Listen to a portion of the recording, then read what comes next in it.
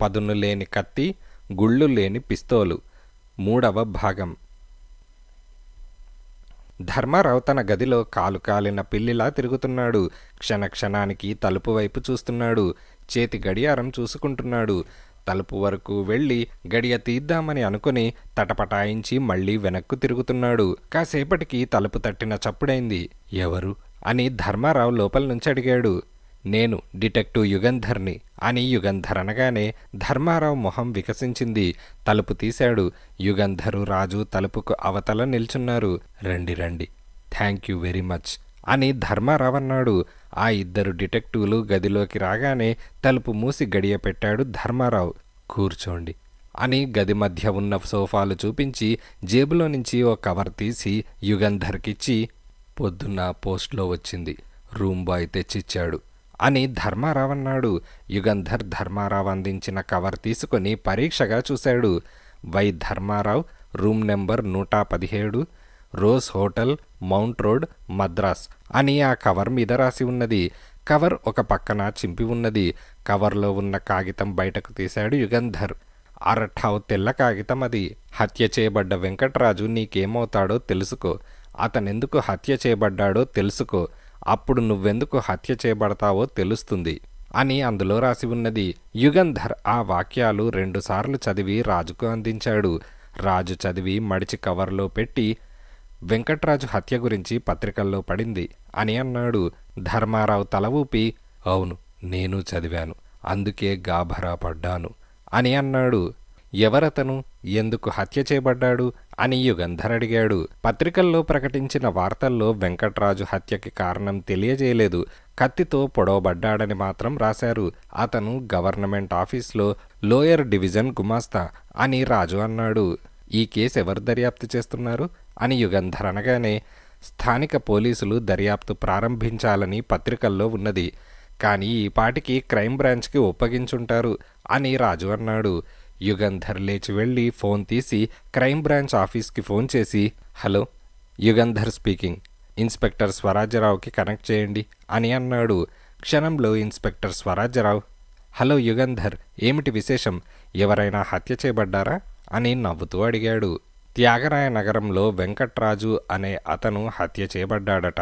ఆ కేసు ఎవరు దర్యాప్తు చేస్తున్నారు అని యుగంధర్ అడిగాడు. నిన్న ఆ కేసు నాకు ఒప్పజెప్పారు, ఎందుకు అడుగుతున్నారు అని స్వరాజ్యరావు అవతల నుంచి ప్రశ్నించాడు.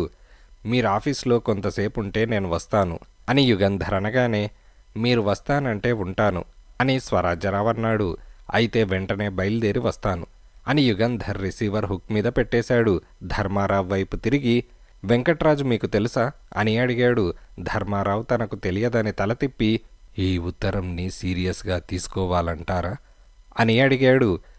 ఈ ఉత్తరం గురించి ఇంకా కొంత తెలిసేంతవరకు సీరియస్గా తీసుకోవడమే మంచిది అని చెప్పి యుగంధర్ అక్కడి నుంచి బయలుదేరాడు. ఇదిలా ఉండగా, చల్లనీళ్లతో మొహం కడుక్కొని అన్నానికి రావే అని గిరిజని ఆమె తల్లి పిలిచింది. గిరిజకి ఆ పిలుపు వినిపించింది, కానీ మంచం మీద నుంచి లేవలేదు. బోర్లా పడుకొని దిండులో మొహం పెట్టుకొని కుళ్ళి కుళ్ళి ఏడుస్తోంది. ముసలామె తలుపు దగ్గరకు వచ్చి నిలబడి, ఏమే, ఏదో కట్టుకున్న మొగుడు పోయినట్టు ఆ ఏడుపు, లేచి మొహం కడుక్కో అని తల్లి కసురుకున్నది. గిరిజ మంచం మీద నుంచి లేవలేదు. ఆ ముసలామె మంచం దగ్గరకు వెళ్ళి కూతుర్ని భుజం పట్టుకొని ఊపి, అబ్బబ్బా, చెబితే వినాలి, మీ నాన్నగారు బజార్ నుంచి వస్తారు, లే అని అన్నది. తల్లి తనను ముట్టుకోగానే గిరిజ మంచం చివరకు జరిగింది. ఎంత ఆపుకుందామనుకున్నా దుఃఖమాగకుండా పొంగి పొంగి వస్తోంది. పోయిన మనిషి తిరిగి రాడుగా, ఎంత ఏడ్చినా ప్రయోజనమేమిటి చెప్పు అని ఆమె మంచం మీద కూర్చొని గిరిజ తల నిమురుతూ తన తల్లి అన్నది. అమ్మ, నేనింక ఎలా బతికనే అని గిరిజ వెక్కి వెక్కి ఏడవడం ప్రారంభించింది. గిరిజ ఆ మాట అనగానే ఆ ముసలామె మొహం చిట్లించింది. వెంటనే తేరుకొని, మొదట్లో అలాగే అనిపిస్తుంది, తర్వాత అలవాటైపోతుంది. ఒక మనిషి పోయినంత మాత్రాన ప్రపంచమాగిపోదు. బతికున్న వాళ్ల బ్రతుకులు సాగుతూనే ఉంటాయి. కాలం జరిగిన కొద్దీ నెమ్మదిగా దుఃఖం మరిచిపోయి మామూలవుతారు, లే అని తల్లి కూతుర్ని తన వైపు తిప్పుకున్నది. అది కాదమ్మా, పాపం అతనెవరికీ అపకారం చేయలేదు. వెన్నెలాంటి మనస్సు, అతన్నెందుకమ్మా అంత క్రూరంగా కత్తితో పొడిచి చంపడం? ఎవడమ్మా రాక్షసుడు అని గిరిజ లేచి కూర్చొని తల్లిని గట్టిగా కౌగిలించుకున్నది. అతనితో స్నేహం చేసినందుకు, రహస్యంగా షికార్లు తిరిగినందుకు మీ నాన్న అన్నయ్య చాలా కోపంగా ఉన్నారు. నీ వల్లే ఈ పోలీసులతో ఈ హత్య కేసుతో సంబంధం కలిగిందంటున్నారు. నువ్వేడుస్తూ ఇంకా ఇలా రాద్ధాంతం చేశావంటే బావుండదు అని తల్లి అన్నది. అంతలో హాల్లో అడుగుల చప్పుడు వినిపించింది. ఆ ముసలామె లేచి తలుపు వరకు వెళ్ళి తొంగిచూసి, అదిగో మీ నాన్నగారు రానే వచ్చారు అని అన్నది. ఏమే, మార్కెట్లో బెండకాయలు వంకాయలు తప్ప ఇంకేమీ లేవు. అన్నీ ధరలు మండిపోతున్నాయి. ఇదిగో సంచి. గిరిజేం చేస్తోంది? ఇంకా ఆ మూల పడుకొని ఏడుస్తుందా అని ముసలాయన అన్నాడు. గిరిజ తల్లి మాట్లాడకుండా ఆయన చేతిలో సంచి తీసుకొని వంటింట్లోకి వెళ్ళిపోయింది. ఆ ముసలాయన గిరిజ గది తలుపు దగ్గర నిలబడి అమ్మాయి అని పిలిచాడు. గిరిజ పలకలేదు. నీ ప్రవర్తనేమీ బాగాలేదు. ఎవడో కోన్ కిస్కాతో నీకు పరిచయమైంది, స్నేహం చేసుకున్నావు. అదే తప్పు. ఈడొచ్చిన పిల్లవైనా చదువుకున్న దానివని, మంచి పిల్లవని, బుద్ధిమంతురాలువని నీకు పూర్తి స్వేచ్ఛ ఇచ్చాను. ఇలా ఊరు పేరు కులము గోత్రము తెలియని అనామకుడితో స్నేహం చేసి అతనితో సినిమాలని షికార్లని రహస్యంగా వెళ్తావని నేను అనుకోలేదు. సరే, జరిగిందేదో జరిగింది. ఇక మీదటైనా బుద్ధిగా ఉండి మన మర్యాద నిలుపు. చచ్చిపోయిన అతని కోసం నువ్విలా కుళ్ళి కుళ్ళి ఏడవడం అవమానకరమైన విషయం. అతను మనకేమీ చుట్టం కాడు అని ఆ ముసలాయన అన్నాడు. గిరిజ కోపంతో లేచి కూర్చొని, మీకు చుట్టం కాడేమో కానీ నాకతను ప్రాణంతో సమానమైనవాడు. అతన్ని పెళ్లి చేసుకుందామనుకున్నాను అని అన్నది. వెంకట్రాజు బతికి ఉండగా తల్లిని తండ్రిని ఎదిరించే ధైర్యం లేదు గిరిజకి. అతను పోవడంతో ఎక్కడలేని ధైర్యం ఆమెకి వచ్చేసింది. ఆ అయోగ్యుణ్ణి వాణ్ణి పెళ్లి చేసుకుందామనుకున్నావా అని గిరిజ తండ్రి అనగానే, అయోగ్యుడా మీకు తెలుసా అని గిరిజ అడిగింది. అయోగ్యుడు కాకపోతే హత్యెందుకు చేయబడతాడు అని గిరిజ తండ్రి అడిగాడు. హత్య చేసినవాడు అయోగ్యుడు, రాక్షసుడు అని గిరిజ అన్నది. హత్య చేయబడితేనేం హత్య చేస్తేనేం రెండూ ఒకటే. అయోగ్యులతో లుచ్చాలతో సంపర్కం ఉన్న మనిషి అయి ఉంటాడు, లేకపోతే అతనెందుకు హత్య చేయబడతాడు అని ముసలాయన కోపంతో అన్నాడు. తన తండ్రి వితండవాదన వింటూ ఉంటే ఆయనకు మతి ఉందా లేదా అని గిరిజ కనిపించింది. అంతలో తలుపు తట్టిన చప్పుడైంది. ఎవరు అని ముసలాయన కేక వేస్తూ హాల్లోకి వెళ్ళాడు. ఎవరండి అని గిరిజ తల్లి వంటింట్లో నుంచి వచ్చి అడిగింది. పోస్ట్, ఏదో ఉత్తరం వచ్చింది అని ముసలాయన జవాబు చెప్పాడు. గిరిజ తన గదిలో నుంచి కదల్లేదు, పడుకున్నది. 5 నిమిషాల తర్వాత వంటింట్లో నుంచి గిరిజ తల్లి, ఏమండి ఎక్కడ తెచ్చారు బెండకాయలు? అన్నీ ముదురే అని అన్నది. ఆమె భర్త జవాబు చెప్పలేదు. ఏమండి మిమ్మల్నే పలకరేం అని గిరిజ తల్లి అన్నది. అప్పటికి హాల్లో నుంచి జవాబు రాలేదు. ఎవరి దగ్గర నుంచండి ఆ ఉత్తరం అంటూ గిరిజ తల్లి వంటింట్లో నుంచి బయటకు వచ్చింది. హాల్లో రాతి బొమ్మలా నిల్చున్న భర్తను చూసి ఆశ్చర్యంతో, ఏంటండి ఎవరు రాశారు అని అడిగింది. ఆ ముసలాయన జవాబు చెప్పలేదు. చేతిలో ఉన్న కాగితాన్ని చూస్తూ చలనం లేకుండా నిలబడి ఉన్నాడు. అయ్యో రామా, చెవుడుగాని వచ్చిందా ఏంటి అంటూ భర్త చేతిలో ఉన్న ఉత్తరం తీసుకోబోయింది గిరిజ తల్లి. ముసలాయన చటుక్కున చెయ్యి వెనక్కి లాక్కొని భార్యని కోపంతో చూశాడు. ఎవరు రాశారండి ఆ ఉత్తరం అని ఆమె మళ్ళీ అడిగింది. ఎవడో స్నేహితుళ్లే, నువ్వెళ్ళు అని ఆయన అన్నాడు. ముసలామె భర్తను యగాదిగా చూసి వణుక్కుంటూ వంటింట్లోకి వెళ్ళిపోయింది. గిరిజ తండ్రి తన చేతిలో ఉన్న కాగితం మళ్లీ చదవడం ప్రారంభించాడు. రంగారావు, వెంకట్రాజు ఎందుకు హత్య చేయబడ్డాడు కనుక్కో, అందుకే నువ్వు హత్య చేయబడతావు. సంపూర్ణ జ్ఞాపకమున్నదా? ఈ వాక్యాలు అందులో రాసి ఉన్నాయి. సంతకం లేదు, చిరునామా లేదు. సంపూర్ణ పేరు చూడగానే రంగారావు గుండె జల్లుమన్నది. కళ్ళు మూసుకొని కాసేపు గతాన్ని స్మరించుకున్నాడు. తర్వాత తలుపు మూసి లోపల గడియపెట్టి ఉయ్యాల బల్ల మీద పడుకున్నాడు. ఇదిలా ఉండగా, హత్య చేయబడ్డ వెంకట్రాజు గురించి చెప్పండి అని యుగంధర్ ఇన్స్పెక్టర్ స్వరాజ్యరావుని అడిగాడు. చెబుతాను. ఈ కేసులో మీ ఇంట్రెస్ట్ ఏమిటి అని స్వరాజ్యరావు అడిగాడు. ధర్మారావుకి వచ్చిన ఆకాశరామన్న ఉత్తరం చదివి ఇన్స్పెక్టర్ స్వరాజ్యరావు అది యుగంధర్కిచ్చేశాడు. వెంకట్రాజుకి 25 ఏళ్లు. అతను ఏజీ ఆఫీస్ గుమాస్తాగా ఉండేవాడు. అతని స్వగ్రామం రాజంపేట. అతని తండ్రి ఒకప్పుడు ఆస్తిపరుడు, బాగా పలుకుబడి గలవాడు. తాగుడు పేకాట అలవాటై డబ్బంతా పోగొట్టుకున్నాడు. 5 ఏళ్ల క్రితం మరణించాడు. అతని తల్లిపోయి 10 ఏళ్లైంది. వెంకట్రాజుకి కావాల్సిన వాళ్ళెవరూ లేరు. ఒంటిగాడు. ఉస్మాన్ రోడ్లో నెంబర్ 898 ఇంట్లో ఓ గది అద్దెకు తీసుకొని ఉంటున్నాడు. 4 ఏళ్ల నుంచి ఈ ఊళ్ళో ఉంటున్నాడు. ఇక హత్యకు సంబంధించిన వివరాలు చెబుతాను వినండి. హత్య జరిగిన రోజు సాయంకాలం అతను, గిరిజ అనే అమ్మాయి బీచ్కి వెళ్లారు. రిటైర్డ్ గవర్నమెంట్ ఉద్యోగి రంగారావు గారి కుమార్తె గిరిజ.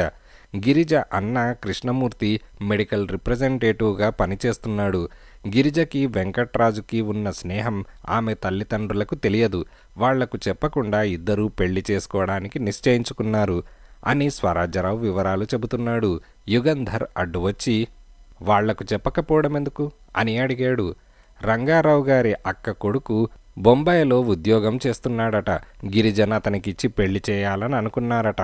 అందుకని వెంకట్రాజును పెళ్లి చేసుకోవడానికి తన తల్లిదండ్రులు ఒప్పుకోరని గిరిజ భయపడింది. అందుకే వాళ్ల స్నేహం రహస్యంగా దాచారు అని బీచ్లో సుందరం వాళ్లను వెంటాడటం తదితర వివరాలు యుగంధర్కి చెప్పాడు స్వరాజ్యరావు. వెంకట్రాజు హత్యతో గిరిజ తండ్రికి అన్నకి సంబంధం లేదని తేలిందా అని యుగంధర్ అనగానే, గిరిజ ఇంటికి వెళ్ళేటప్పటికీ ఆమె తండ్రి అన్న ఇంట్లోనే ఉన్నారట. అరగంట తర్వాత అందరూ కలిసి భోజనం చేశారట. పక్కింట్లో వాళ్ళు రేడియోలో ఏదో నాటకం వినడానికి 9:30కి రంగారావు గారింటికి వచ్చారట. రాత్రి 10:30 వరకు వాళ్ళు అక్కడే ఉన్నారట. ఇంటిలో నుంచి కదల్లేదని వాళ్ల సాక్ష్యమున్నది అని స్వరాజ్యరావు అన్నాడు.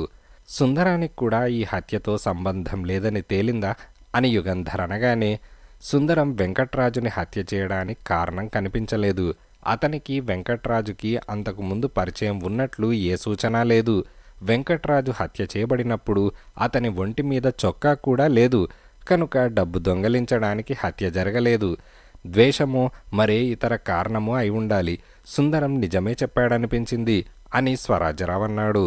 ఏమాత్రం అనుమానించడానికి అవకాశమున్నా ఆ మనిషిని వెంటనే అరెస్టు చేస్తానని తయారయ్యే స్వరాజ్యరావే అలా అంటున్నాడంటే సుందరానికి హత్యతో ఏమాత్రం సంబంధం లేదని నిశ్చయించుకొని, హత్య ఎలా జరిగింది మొదలైన వివరాలు చెప్పండి అని యుగంధర్ అడిగాడు. ఎవరో వచ్చి వెంకట్రాజుని పేరు పెట్టి పిలిచారట. వెంకట్రాజు పలకలేదు. కింద గదిలో ఉన్న మనిషి వెంకట్రాజుని కేక వేశాడట. వెంకట్రాజు మేడ మీద నుంచి దిగి వచ్చాడట. హంతకుడు గేటు పక్కన క్రోటాన్స్ నీడలో నిల్చున్నాడు. అందువలన అతన్ని ఎవరూ చూడలేదు. గిరిజ తనను పంపించిందని చెప్పగానే వెంకట్రాజు గేటు దగ్గరకు వెళ్ళాడట. ఆ మనిషిని సమీపించిన తర్వాత అతని చేతిలో కత్తి చూడడం వల్ల, మనిషిని చూడటం వల్ల వెంకట్రాజుకి భయం వేసి చటుక్కున వెనక్కు తిరిగి ఉండాలి. శవం తల ఇంటివైపు, కాళ్ళు గేటు వైపు ఉన్నాయి. వెనక నుంచి వీపులో కత్తి పొడవబడింది. గుండెల్లో గుచ్చుకున్నది. ప్రాణం పోవడానికి 5 నిమిషాలు పట్టి ఉండవచ్చు. కత్తి పొడవగానే స్పృహపై కింద పడిపోయి ఉంటాడు అని స్వరాజ్యరావు అన్నాడు. కత్తి పరీక్ష చేశారా అని యుగంధర్ అడిగాడు. కత్తి మీద వేలుముద్రలు లేవు. మూర్ మార్కెట్లో ₹1-1.5 పెడితే దొరుకుతుంది. అతి సామాన్యమైన కత్తి అని అన్నాడు. తర్వాత యుగంధర్ ధర్మారావు తనను ఎందుకు కలుసుకున్నది మొదలైన వివరాలు స్వరాజ్యరావుకి చెప్పి, వెంకట్రాజు హత్యకి అతనికి ఏదో సంబంధం ఉన్నది, అదేమిటో తెలుసుకోవాలి అని యుగంధర్ అన్నాడు. ధర్మారావుకి తెలుసుండాలి అని స్వరాజ్యరావు అన్నాడు. ధర్మారావు తెలియదంటున్నాడు. వెంకట్రాజు ఎవరో తనకు తెలియదని, అతను నిజమే చెబుతున్నాడని నా నమ్మకం అని యుగంధర్ అనగానే, ధర్మారావుకి వెంకట్రాజుకి ఉన్న సంబంధం ధర్మారావుకి తెలియకపోయినా హంతకుడికి తెలుసుండాలన్నమాట అని స్వరాజ్యరావు అన్నాడు. అవును, వెంకట్రాజు ఎందుకు హత్య చేయబడింది తెలుసుకుంటే కానీ అది తెలియదు అని యుగంధర్ అన్నాడు. అది తెలుసుకోవడానికే నా సర్వశక్తులా ప్రయత్నిస్తున్నాను అని స్వరాజ్యరావు అన్నాడు. ధర్మారావుని కూడా హత్య చేస్తానని బెదిరిస్తూ ఆకాశరామన్న ఉత్తరం రాశాడు. ధర్మారావుని అనుక్షణము కాచుకొని ఉండటం నాకు వీలు పడదు గనక మీరు మఫ్టీలో ఓ కానిస్టేబుల్ని అందుకు నియమించడం ఉత్తమమని నా సలహా అని యుగంధర్ అన్నాడు. వెంటనే ఆ ఏర్పాటు చేస్తాను అని స్వరాజ్యరావు అన్నాడు. యుగంధర్ లేచి మళ్ళీ కలుసుకుంటాను అని వెనక్కు తిరిగాడు. అంతలో స్వరాజ్యరావు బల్ల మీద ఫోన్ మోగింది. యుగంధర్ ఆగిపోయాడు. తను స్వరాజ్యరావుని కలుసుకునేందుకు వెళ్తున్నానని, అవసరమైతే అక్కడికి ఫోన్ చేయమని రాజుకు చెప్పాడు. రాజు ఫోన్ చేశాడేమోనని స్వరాజ్యరావు వైపు చూశాడు యుగంధర్. ఎస్, ఎవరికి? రంగారావు గారికా? ఆల్ రైట్, నేను వెంటనే అక్కడికి బయలుదేరుతున్నాను అని ఫోన్ పెట్టేసి యుగంధర్ వైపు తిరిగి, గిరిజ తండ్రి రంగారావు గారికి కూడా ఓ ఆకాశరామన్న ఉత్తరం వచ్చిందట అని స్వరాజ్యరావు అన్నాడు. ఏమని అని యుగంధర్ అనగానే, హత్య చేస్తానని. నేనక్కడికి వెళ్తున్నాను, మీరు వస్తారా అని స్వరాజ్యరావు అడిగాడు. యుగంధర్ తల ఊపాడు. ఇదిలా ఉండగా, నువ్విక ఇక్కడికి రావడం మంచిది కాదు అని రేవతి అన్నది. శ్రీధర్ ఆశ్చర్యంతో రేవతిని చూసి, నువ్వేగా ఈవేళ రమ్మన్నావు, అందుకని వచ్చాను అని అన్నాడు. రేవతి కళ్ళు ఎర్రనయ్యాయి. కళ్ళలో నిండిన నీరు చెంప మీద జారకుండా ఉండేందుకు కళ్ళార్పకుండా, సారీ, ఇక రావద్దు అని అన్నది. తన గదిలో కిటికీ వద్ద రేవతి కూర్చొనున్నది. చేతిలో బైనాక్లర్స్ పట్టుకొనున్నది. ఉంగరాల జుట్టు అలలుగా భుజాల మీదకు పడుతోంది. రేవతి, చాలా విచిత్రంగా మాట్లాడుతున్నావు, ఏం జరిగింది అని శ్రీధర్ అడిగాడు. ఆపుకుంటున్న దుఃఖం పొంగి కళ్ళలో నీళ్లు జలజలారాలాయి. అందరూ నన్ను ప్రశ్నించేవాళ్లే. నేను మారకూడదు, నేను బొమ్మలా ఉండాలి, నాకు అభిరుచి లేదు అని వెక్కి వెక్కి ఏడవడం ప్రారంభించింది. శ్రీధర్ ఆమె దగ్గరకు జరిగి తల మీద చెయ్యి వేసి, ఏంటి రేవతి, ఏం జరిగిందో చెప్పు అని లాలనగా అడిగాడు. ప్లీజ్ దూరంగా జరుగు, ఇప్పుడు ఆయన వచ్చారంటే ఇక నేను బతికినట్లే, ప్లీజ్ వెళ్ళిపో అని రేవతి అన్నది. నీ మొగుడు అంత అనుమానించే మనిషా అని శ్రీధర్ అడిగాడు. నా మొగుడే కాదు, మగాళ్ళందరూ అనుమానించే మనుషులే, ప్లీజ్ వెళ్ళు అని రేవతి అన్నది. బైనాక్లర్స్ దేనికి, ఎందుకు కిటికీ వద్ద కూర్చొనున్నావు అని శ్రీధర్ అడిగాడు. రేవతి జాలిగా నవ్వి, ఏమీ తోచక 24 గంటలు ఈ రంగుల గోడలు చూస్తూ ఒంటరిగా కూర్చోలేక బైనాక్లర్స్తో ఆ ఎదురింట్లో ఉన్న భార్యాభర్తల ప్రేమానురాగాలను కళ్ళారా చూసి ఆనందిస్తున్నాను అని రేవతి నిట్టూర్పు విడుస్తూ అన్నది. వాళ్ళు చూస్తే ఏమైనా అనుకోరు అని శ్రీధర్ అడిగాడు. అడిగితే, నా భర్త ఎప్పుడూ ఇంట్లో ఉండడని, వాళ్ల ఆనందమైన కళ్ళారా చూసి ఆనందిస్తున్నానని చెబుతాను అని రేవతి అన్నది. ఫూలిష్ ఉమెన్, అంత భరించలేని కాపురమైతే అతన్ని వదిలిపెట్టేరాదు, డైవర్స్ పుచ్చుకోరాదు అని శ్రీధర్ అడిగాడు. డైవర్స్ పుచ్చుకొని తర్వాత నేనేం కావాలి, శరణాలయంలో చేరమంటావు అంతేనా అని రేవతి అనగానే, నీకదేం కర్మ, నన్ను పెళ్లి చేసుకో అని శ్రీధర్ అన్నాడు. రేవతి చటుక్కున అతని వైపు తిరిగి, ఏమంటున్నావు అని కోపంగా అన్నది. కోపం వచ్చిందా రేవతి అని శ్రీధర్ అడిగాడు. లేదు, నవ్వు వస్తోంది. నన్ను పెళ్లి చేసుకోమని మా నాన్న అమ్మ నీ చుట్టూ, మీ వాళ్ల చుట్టూ కాళ్ళరిగేటట్టు తిరిగితే ఎంత కట్నం కావాలన్నారో జ్ఞాపకం చేసుకుంటున్నాను అని రేవతి ఏడుస్తూ అన్నది. రేవతి, అసలు నాకు ఆ విషయమే తెలియదు. మా అమ్మా నాన్న కట్నం అడిగారని తర్వాత నాకు తెలిసి మండిపడ్డాను. ఆలోగా నీ పెళ్లి నిశ్చయం కావడం, పెళ్ళైపోవడం జరిగింది అని శ్రీధర్ అన్నాడు. అయితే ఇప్పుడు కట్నం అవసరం లేదంటావు. మా నాన్న చచ్చి ఎక్కడున్నాడో కానీ వింటే ఎంత సంతోషిస్తాడో తెలుసా అని రేవతి అన్నది. కట్నం కోసం పెళ్లి చేసుకోదలుచుకుంటే ఇంకా బ్రహ్మచారిగా ఎందుకుంటాను అని శ్రీధర్ అన్నాడు. ఓహో, నేనెప్పుడు నా భర్తకు విడాకులిస్తానా అని కాచుకొనున్నావా అని రేవతి అడిగింది. నీతో వాదించడం కష్టం, నేను చెప్పింది జ్ఞాపకం పెట్టుకో, వస్తాను అని శ్రీధర్ చకచక ఆ గదిలో నుంచి వెళ్ళిపోయాడు. రేవతి తల కిటికీ తలుపుకి ఆనించి శూన్యంలోకి చూస్తూ కూర్చున్నది. విశ్వానికి విడాకులిచ్చి శ్రీధర్ తనన్ను పెళ్లి చేసుకోమన్నాడు. తలచుకుంటే నవ్వొస్తోంది తనకు. ఇది అమెరికా అనుకున్నాడేమో. విడాకులిచ్చి మళ్ళీ పెళ్లి చేసుకోవడం బట్టలు మార్చుకునేటంత సులభమనుకుంటున్నాడు. తను చదువుకుంది, అందమున్నది, తెలివైనది. అందుకే విశ్వం కట్నం అడగకుండా తనన్ను పెళ్లి చేసుకున్నాడు. పెళ్ళైన కొత్తలో చాలా బావుండేది.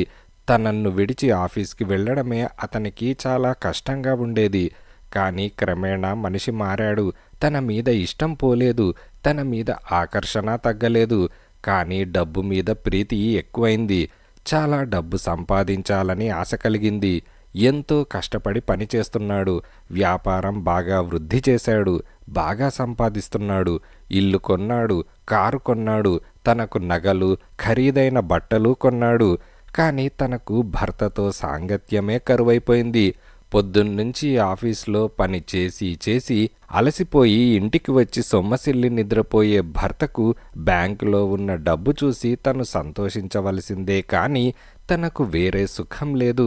అతనికి చెబితే ఈ విషయం అర్థం కాదు. తనలా అందరికీ డబ్బు మీద అమితమైన మమకారం ఉండాలని అనుకుంటాడు. శ్రీధర్ ఇక ఇంటికి రాడు. పాపం నొచ్చుకొని ఉంటాడు.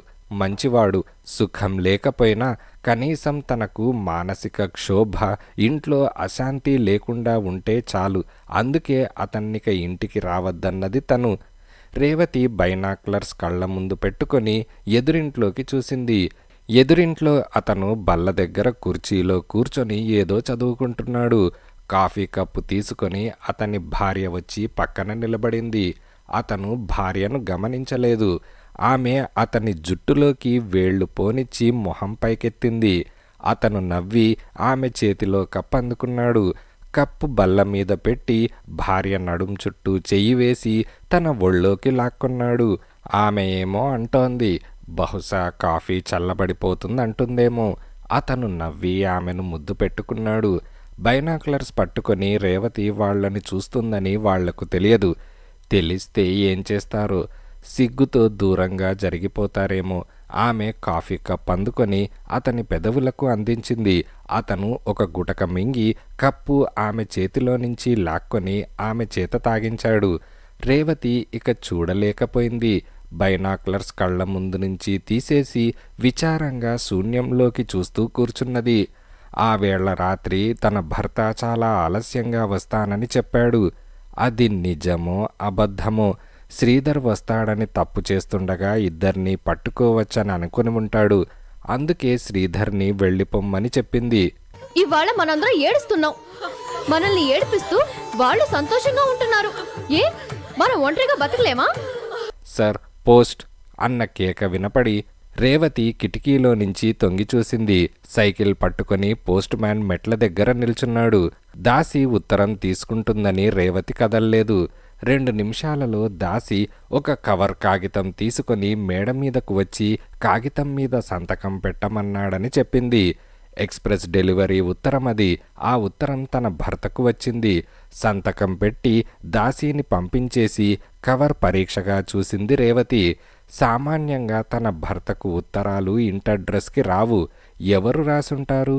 చింపి చదివితే ఆయనకు కోపం వస్తుందా? తనకేమీ తోచక చింపాననవచ్చు.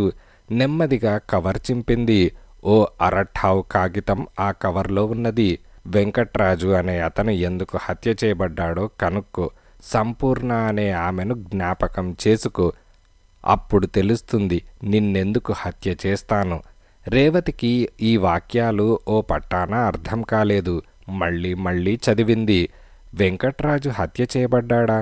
ఎవరా వెంకట్రాజు అని ఆలోచించింది. పత్రికల్లో ప్రకటించిన వార్త జ్ఞాపకం వచ్చి పాత పత్రికలు తెచ్చి తిరగేసింది. మరి సంపూర్ణ ఎవరో? సంపూర్ణను గురించి పత్రికల్లో ఏమీ లేదే.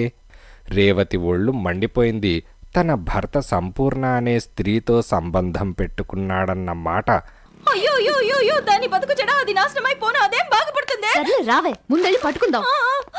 అందుకే ఇంటికి ఓ పట్టాన రాడు. పైగా తనను అనుమానించి తన మీద నిందలు మోపుతున్నాడు.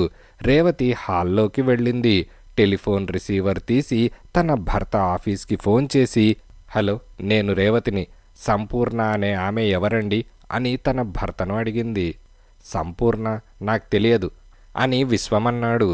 దాచకండి, నాకంతా తెలిసిపోయింది, నిజం చెప్పండి అని రేవతి అనగానే, రేవతి, నీకేదో పిచ్చి పట్టింది. సంపూర్ణ ఎవరో నాకు తెలియదు. పోనీ నువ్వే చెప్పు ఆమె ఎవరో అని విశ్వమనగానే రేవతి చటుక్కున ఫోన్ పెట్టేసింది. తన భర్త దాస్తున్నాడు. ఆ సంపూర్ణ ఎవరో తను తెలుసుకోవాలి. ఎలా తెలుసుకోవడం?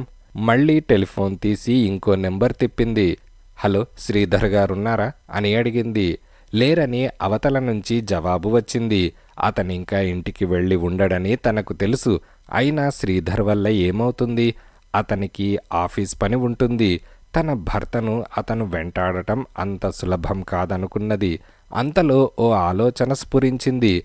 డ్రెస్సింగ్ రూంలోకి వెళ్ళి బట్టలు మార్చుకొని ఇంట్లో నుంచి బయలుదేరింది. వెళ్ళిపోయిందండి. నేను వదిలిపెట్టను మీ ఎవరిని అని సభలో అందరినీ ఒక ప్రశ్న వేసింది. మీరు ఇంతమంది ఉన్నారు, ఈ ఇల్లాలకు అన్యాయం జరుగుతుంటే మీరు చూస్తూ ఊరుకుంటారండి? ఈ పాప ఫలం మీకందరికీ తగులుతుంది అని శపించి వెళ్ళిపోయింది. ఇదిలా ఉండగా మాణిక్యం హోటల్లో తన గదిలో ఫ్యాన్ తిప్పి మంచం మీద పడుకున్నాడు. ఫ్యాన్ ఫుల్ స్పీడ్లో తిరుగుతోంది. సిగరెట్ పొగ నోట్లో నుంచి విడవగానే చెదిరి గదిలో 4 మూలలకి పోతోంది. అతను తనలో తాను నవ్వుకున్నాడు. ఈ పాటికి అందరికీ ఉత్తరాలు అంది ఉంటాయి. అర్థం కాక తికమకలు పడుతూ ఉంటారు. భయంతో హడలిపోతూ ఉంటారు. అవును, ఎలా అర్థమవుతుంది? వెంకట్రాజుకి సంపూర్ణకి ఉన్న బంధుత్వం ఎవరికీ తెలియదు. ఇక వెంకట్రాజుకి తమకు ఉన్న బంధుత్వం ఎలా గ్రహిస్తారు? తనకే అదంతా ఆరా తీయడానికి చాలా కాలం పట్టింది. ఆ రంగారావు ఉత్త స్కౌండ్రల్. వాణ్ణి ఎముకకు ఎముక విరిచి పచ్చడి చేసినా పాపం లేదు. ఏమీ తెలియని పెద్ద మనిషి మళ్ళీ నటిస్తూ ఈ ఊరు వచ్చి స్థిరపడ్డాడు. ఈ ఉత్తరం చదవగానే ఆయన మొహం ఎలా మారిందో తను దగ్గరుండి చూస్తే ఎంతో బావుండేది. వీళ్లంతా బతకవలసిన మనుషులు కారు. కరుడుగట్టిన స్వార్థంతో తమ బాగోగుల కోసం ఇతరుల జీవితాలు నాశనం చేసే స్వార్థం వీళ్లది. చేసిన పాడు పనులు కప్పిపుస్తారు. డబ్బుంది గనక సమాజం వాళ్లకు మర్యాదిస్తుంది. డబ్బు లేని వాళ్ళు ఏ ఒక్క తప్పు చేసినా కాల్చుకు తింటుంది. తన మీదకు అనుమానం రాకుండా ఉండేందుకు పోలీసులు సుందరాన్ని అనుమానించేందుకు వెంకట్రాజుని గిరిజని వెంటాడమని సుందరానికి చెప్పాడు. వాళ్ల పేర్లు తనకు తెలియక కాదు, వాళ్ల అడ్రస్లు తనకు తెలియక కాదు. పోలీసులు ఆరా తీస్తే సుందరం వాళ్లను బీచ్ నుంచి వెంటాడినట్లు తెలుస్తుంది. సుందరాన్ని అనుమానిస్తారని తను అనుకున్నాడు. కానీ ఆ ప్లాన్ పారినట్లు లేదు. పోలీసులు అతన్ని అనుమానించినట్లు లేదు. సుందరాన్ని పట్టుకొని ఛార్జ్ దాఖలు చేసి ఉంటే ఈ పాటికి పత్రికల్లో ప్రకటించేవారే. మాణిక్యం లేచి కూర్చున్నాడు. అందరి మీద కన్నా ఆ ధర్మారావు మీద కోపం దహించుకుపోతున్నది తనకు. అతని వల్లే అసలు పతనం ప్రారంభమైంది. అతన్ని త్వరగా హత్య చేయకూడదు. చాలా హింసించాలి. బాగా క్షోభ పెట్టాలి. భగవంతుడా, ఎందుకు పుట్టాను అని ఏడ్చేటట్లు చెయ్యాలి. మాణిక్యం తన జీవితమంతా నెమరు వేసుకోవడం ప్రారంభించాడు. తను అనాథ శరణాలయంలో నుంచి బయటకు రావడం మొదలు ఆ రోజు వరకు జరిగిన సంఘటనలు ఒక్కొక్కటే జ్ఞాపకం తెచ్చుకుంటున్నాడు. అంతలో ఎవరో తలుపు తట్టిన చప్పుడైంది. ఎవరు అని మాణిక్యం అడిగాడు. దయచేసి తలుపు తీస్తారా అని ఒక తీయని కంఠస్వరం తలుపు అవతల పలికింది. మాణిక్యం వెళ్ళి తలుపు తీశాడు. తలుపుకు అవతల చేతిలో హ్యాండ్ బ్యాగ్, రిబ్బన్ కట్టుకున్న 2 జడలు, నీలం రంగు నైలాన్ చీర, ఆ పల్చని చీరలో నుంచి కనిపిస్తున్న ఆమె ఒంటి వంపులు, నవ్వుతున్న ఆమె పెదవులు చూసి క్షణం పాటు ఆశ్చర్యచకితుడై తెప్పరిల్లి ఎవరు కావాలి అని మాణిక్యం అడిగాడు. ఆమె ఆశ్చర్యంతో అతన్ని చూసి, సారీ, లింగమూర్తి గారు ఆయన భార్య ఈ గదిలో లేరా అని అడిగింది. ఈ గదిలో 4 రోజుల నుంచి నేనే ఉంటున్నాను అని మాణిక్యమన్నాడు. ఐఎమ్ సారీ, వాళ్ళు నా స్నేహితులు. వారం రోజుల క్రితం ఇక్కడికి వచ్చాను. ఇంకో 10 రోజులు ఉంటామని చెప్పారు. మీ విశ్రాంతి చెడగొట్టానేమో అని అన్నది. పర్వాలేదు అని మాణిక్యమన్నాడు. ఆమె అక్కడి నుంచి కదల్లేదు. స్నేహితులనుకున్న వాళ్ళు ఎంత పని చేశారో చూశారా అని అన్నది. ఏం చేశారు అని మాణిక్యమనగానే, వాళ్ళు మా ఇంటి పక్కింట్లో ఉండేవారు. ఆయనకి బెంగళూరు బదిలీ అయి వెళ్ళిపోయారు. వారం రోజుల క్రితం మా ఇంటికి వచ్చారు. ఏదో పని మీద మద్రాసు వచ్చామని, ఈ హోటల్లో దిగామని చెప్పారు. మర్నాడు మళ్ళీ వచ్చి తాము తెచ్చుకున్న డబ్బు అయిపోయిందని, ఓ 100 రూపాయలు ఇవ్వమని ఆఫీస్కి రాసి డబ్బు తెప్పించి ఇస్తానని ఆయన అన్నాడు. ఇంకా 10 రోజులు ఉంటామని చెప్పాడు. నమ్మి డబ్బిచ్చాను. చూశారా, మాట మాత్రం చెప్పకుండా వెళ్ళిపోయారు అని ఆమె అన్నది. బహుశా మీరిచ్చిన 100 అయిపోయి ఉంటుంది. ఆఫీస్ నుంచి డబ్బు వచ్చి ఉండదు. ఊరికి వెళ్ళాక పంపిస్తారేమో అని మాణిక్యమన్నాడు. అలాంటి సదుద్దేశం ఉంటే మాట మాత్రం చెప్పవచ్చుగా అని ఆమె అన్నది. మాణిక్యం ఆమెను ఎగాదిగా చూసి, తలుపు దగ్గరే నిల్చున్నారు, లోపలికి రండి అని అన్నాడు. వెళ్తాను అని ఆమె కదలకుండానే అన్నది. కాఫీ తాగి వెళ్దురుగాని రండి అని మాణిక్యం తలుపుకు అడ్డం తొలగి అన్నాడు. మీరు విశ్రాంతి తీసుకుంటున్నట్లున్నారు, పాపం అంటూ ఆమె లోపలికి వచ్చి మంచానికి దగ్గరగా కుర్చీలో కూర్చున్నది. మాణిక్యం బెల్ నొక్కాడు. హోటల్ బాయ్ రాగానే కాఫీ తెమ్మని చెప్పాడు. మీరెక్కడుంటున్నారు అని మాణిక్యం అడిగాడు. తేనాంపేటలో అని ఆమె అన్నది. మీ పేరు అని మాణిక్యం అనగానే వనజ అని అన్నది. ఈ ఊళ్ళో ఏం చేస్తున్నారు అని మాణిక్యం అనగానే ప్లేబ్యాక్ ఆర్టిస్ట్ని అని గర్వంగా అన్నది. అనుకోకుండా పరిచయమైన ఈ వనజను తను ఏ విధంగా ఉపయోగించుకుందామా అని ఆలోచిస్తున్నాడు. ఇంతలో కాఫీ వచ్చింది. కప్పులు ఖాళీ అయ్యాయి. సిగరెట్ ప్యాకెట్ తెమ్మని కుర్రాడికి డబ్బిస్తూ పర్సులో ఉన్న నోట్లు ఆమెకు ప్రదర్శించాడు మాణిక్యం. ఆమె ఆ నోట్లను చూడనట్లు నటించింది. వనజా, నువ్వు కూర్చోబోయ్. ఈ ఊళ్ళో ఒంటరిగా ఉంటున్నారా అని మాణిక్యం అడిగాడు. లేదు, మా అమ్మ తమ్ముడు ఉన్నారు అని అన్నది. మీదసలు ఏ ఊరు అని మాణిక్యం అనగానే రామచంద్రపురం అని ఆమె అన్నది. ఈ ఊరు వచ్చి ఎంతకాలమైంది అని మాణిక్యం అడిగాడు. 4 ఏళ్లైంది అని ఆమె అన్నది. కుర్రాడు సిగరెట్ ప్యాకెట్ తెచ్చిచ్చాడు. చిల్లర తీసుకొని పర్సులో వేసుకొని ఫ్యాన్ స్పీడ్ పెంచేందుకు వెళ్ళినట్లు వెళ్ళి తలుపు లోపల గడియపెట్టి తిరిగి వచ్చాడు. మాణిక్యం తలుపు లోపల గడియ పెట్టడం ఆమె చూసే ఊరుకుందో లేక చూడలేదో మాణిక్యానికి తెలియదు. ఇదిలా ఉండగా, రండి కూర్చోండి, నాన్నగారు పడుకున్నారు, డాక్టర్ గారు పరీక్ష చేస్తున్నారు, చెల్లాయి నాకు ఆఫీస్కి టెలిఫోన్ చేయగానే ఇంటికి వచ్చేశాను, నేను రౌండ్స్ మీద వెళ్లకుండా ఆఫీస్లో ఉండటం అదృష్టం అని రంగారావు కొడుకు గిరిధర్ అన్నాడు. డిటెక్టివ్ యుగంధరు, స్వరాజరావు హాల్లో పేము కుర్చీలో కూర్చొనున్నారు. డాక్టర్ ఎందుకు, మీ నాన్నగారికి ఒంట్లో సుస్థిగా ఉందా అని ఇన్స్పెక్టర్ స్వరాజరావు అడిగాడు. ఆ ఉత్తరం చూసిన కాసేపటికి మూర్ఛపోయాడట. చెల్లాయి నాకు ఫోన్ చేసిన తర్వాత డాక్టర్కి ఫోన్ చేసిందట. నాడీ చాలా బలహీనంగా ఉందని డాక్టర్ చెప్పారు. ఏదో ఇంజెక్షన్ ఇస్తున్నారు, మెంటల్ షాక్ అని గిరిధర్ అన్నాడు. మీ నాన్నగారి వయస్సు అని యుగంధర్ అడగగానే 62, చాలా ఆరోగ్యంగానే ఉంటున్నారు. ఆయనే బజారుకు వెళ్ళి ఇంటికి కావాల్సిన వస్తువులు తెస్తుంటారు కూడా అని అన్నాడు. ఆ ఉత్తరమేది అని స్వరాజరావు అడిగాడు. తెస్తాను అని గిరిధర్ లోపలికి వెళ్ళి కాసేపట్లో తిరిగి వచ్చి ఓ కవర్ స్వరాజరావుకు అందించాడు. ఆ కవర్ మౌంట్ రోడ్లో పోస్ట్ చేయబడ్డది. అరఠావు కాగితం, చిన్న చిన్న పిల్లలు రాసినట్లున్నాయి అక్షరాలు. ఇన్స్పెక్టర్ ఉత్తరం చదివి యుగంధర్కి అందించాడు. యుగంధర్ ఆ ఉత్తరమోసారి చదివి జేబులో నుంచి భూతద్దం తీసి అక్షరాలు పరీక్ష చేసి ఈ ఉత్తరము ఆ ఉత్తరము ఒక మనిషి రాసినవే అని అన్నాడు. స్వరాజరావు తల ఊపాడు. అంతలో డాక్టర్ లోపల నుంచి వచ్చాడు. ఎలా ఉన్నారు నాన్నగారు అని గిరిధర్ అడిగాడు. గాబరా పడవలసిన అవసరమేమీ లేదు. విపరీతమైన మానసిక క్షోభ వల్ల మూర్ఛపోయారు. ఇప్పుడు తెప్పరిల్లారు. సాయంకాలానికల్లా లేచి తిరుగుతారు. విశ్రాంతి తీసుకునేటట్లు చూడండి అని డాక్టర్ అన్నాడు. ఆయనతో ఇప్పుడు మాట్లాడవచ్చా అని స్వరాజరావు డాక్టర్ని అడిగాడు. తప్పనిసరి కాకపోతే సాయంకాలానికి వాయిదా వేయండి అని చెప్పి డాక్టర్ వెళ్ళిపోయాడు. స్వరాజరావు గిరిధర్ వైపు తిరిగి ప్రశ్నార్థకంగా చూశాడు. సాయంకాలం రండి, ఇప్పుడు డిస్టర్బ్ చేస్తే మళ్ళీ మూర్ఛ వస్తుందని భయంగా ఉంది అని గిరిధర్ అన్నాడు. స్వరాజరావు తల ఊపాడు. మీ చెల్లెలు గిరిజతో మాట్లాడడానికి అవకాశం ఉంటుందా అని యుగంధర్ అడిగాడు. ఎందుకు, నిన్న పోలీస్ ఇన్స్పెక్టర్ వచ్చి గిరిజను పోలీస్ స్టేషన్కు తీసుకువెళ్ళి చాలా ప్రశ్నలు అడిగి స్టేట్మెంట్ కూడా రాయించుకున్నారట. ఇంకా ఏం మాట్లాడాలి అని గిరిధర్ అడిగాడు. ఆమె ఒంటరిగా పోలీస్ స్టేషన్కు వెళ్ళిందా అని యుగంధర్ అడిగాడు. అవును, నాన్నగారికి నాకు కూడా కోపం వచ్చి వెళ్ళలేదు అని గిరిధర్ అన్నాడు. 1-2 విషయాలు అడగాలి, దయచేసి పిలవండి అని స్వరాజరావు అధికారయుతంగా అడిగాడు. గిరిధర్ గిరిజను కేకవేశాడు. గిరిజ హాల్లోకి వచ్చి తలుపు దగ్గర నిల్చున్నది. వెంకట్రాజుతో నీకు పరిచయమై ఎంతకాలమైంది అని యుగంధర్ అడిగాడు. 6 నెలలైంది అని ఆమె అన్నది. అతన్ని గురించి వివరాలు చెప్పు అని యుగంధర్ అనగానే అతన్ని గురించి నాకు తెలిసిన విషయాలన్నీ చెప్పానుగా అని ఆమె అన్నది. ఎన్నడైనా సంపూర్ణ అనే ఆమెను గురించి నీతో మాట్లాడా అని యుగంధర్ అడిగాడు.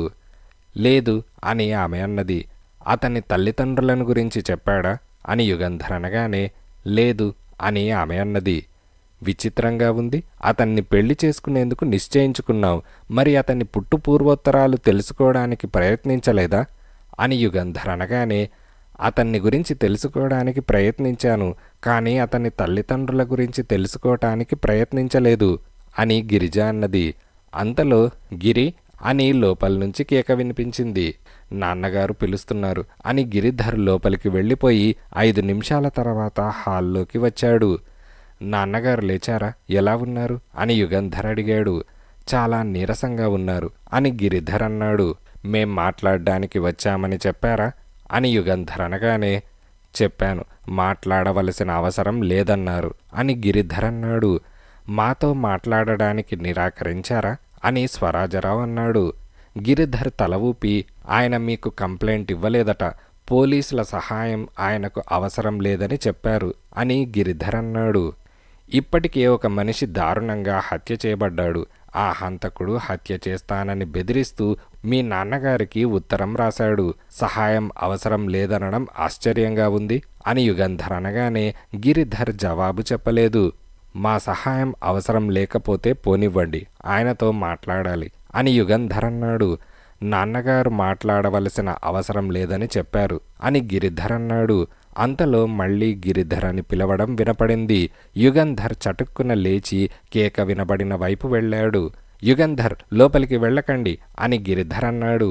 కావాలిస్తే ట్రెస్పాస్కి ప్రాసిక్యూట్ చేయండి అని యుగంధర్ లోపలికి వెళ్ళాడు. రంగారావు నవార్ మంచం మీద పడుకొనున్నాడు. మూల ఉన్న చిన్న బల్ల మీద టేబుల్ ఫ్యాన్ గిరగిరా తిరుగుతోంది. ఎవరు మీరు అని రంగారావు అడిగాడు. డిటెక్టివ్ యుగంధర్ అని యుగంధర్ అనగానే, గెట్అవుట్ అని రంగారావు కోపంగా అన్నాడు. యుగంధర్ కోపం తెచ్చుకోలేదు. మంచానికి దగ్గరగా వెళ్ళి, మిస్టర్ రంగారావు, ఏదో మానసిక వ్యధతో మీరిలా ప్రవర్తిస్తున్నారని అనుకుంటున్నాను. మిమ్మల్ని హత్య చేస్తానని బెదిరిస్తూ ఉత్తరం రాసిన మనిషి వెంకట్రాజుని హత్య చేశాడు గనక ఉత్తరం ఉత్త బెదిరింపు కాదు. ఆ మనిషి మళ్ళీ ఇంకో హత్య చెయ్యక ముందే అతన్ని పట్టుకోవడానికి సహాయపడటం వివేకమైన పని అని యుగంధర్ అన్నాడు.